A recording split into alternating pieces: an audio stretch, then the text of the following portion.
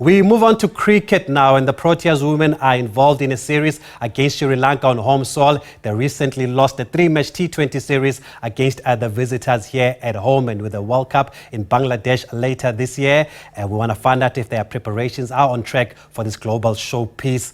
Or should South Africans be concerned? But this is a team that reached the final of the last World Cup that was held here on home soil. So there is a lot of confidence in this team despite the recent results. And all-rounder Nadine de Klerk joins us to talk about the journey of this team in the recent series T20 against Sri Lanka. Good evening from us on SABC, Nadine. It's a pleasure talking to you. I hope you are well.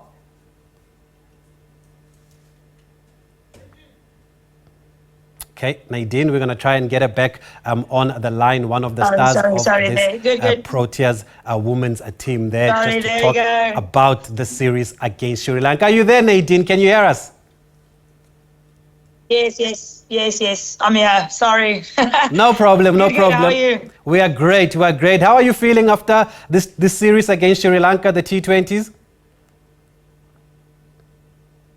Yeah, look, obviously disappointed. I think, not the result we wanted, especially going into a World Cup in a couple of months. But yeah, they've played some really good cricket, and we had a few new faces as well, and gave a few opportunities to see how the depth of our squad looks as well, which is really exciting. And I think it's great to see, where we are as a team at the moment, and hopefully we can fare a bit better in the ODIs and take some confidence from that. Yeah, and what positives are you taking from this T20 series? Because in the first match, played very well, put over 190 on the board, and you won. That obviously couldn't replicate that score in the next two matches. But if you had to take some positives, what would you pick? I think our batting was quite good. I think we spoke a lot about, the way the T20 game's going at the moment is about being really positive and being really brave, especially in the power plays. And I think we've done well with the bat. We've probably lost it a bit in phases throughout that middle, and I guess that's kind of the area we need to focus on, especially with the spinners coming into the game in the middle of a T20 game, and obviously the way they try and slow down the game. But I think we've batted really well. We got to 150 in every single game.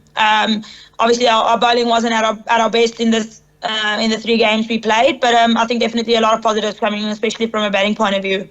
You did mention that there are some new players in the team, and we've seen some senior players that we've become accustomed to over the years leaving the team there.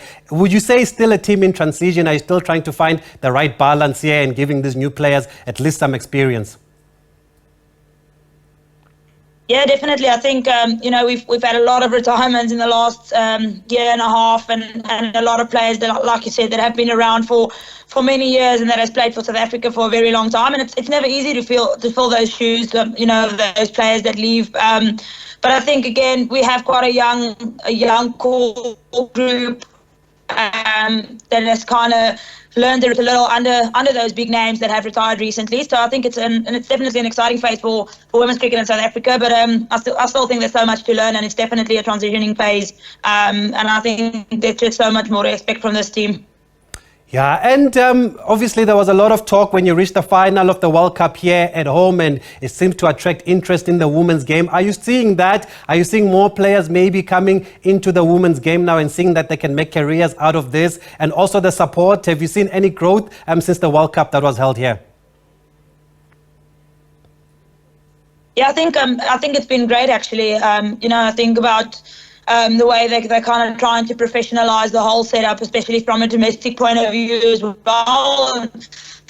And I think it showed a bit in the Sri Lanka series as well. We had a few younger players who's been performing really well in the domestic circuit, and we enjoy watching the domestic cricket as well, and we do follow a lot of the teams there, and I think there's a lot of talent within South Africa, and there's definitely more girls taking up cricket and trying to make a career out of it, which is great for the women's game. And like I said, it might take a couple of years, but I think, if we look forward to the next 5 or 7 years from now, I think there's going to be some real good cricketers in South Africa and real depth and a lot of players to choose from. And I guess that's what every country is after at the end of the day, is about producing, plenty of talents to choose from.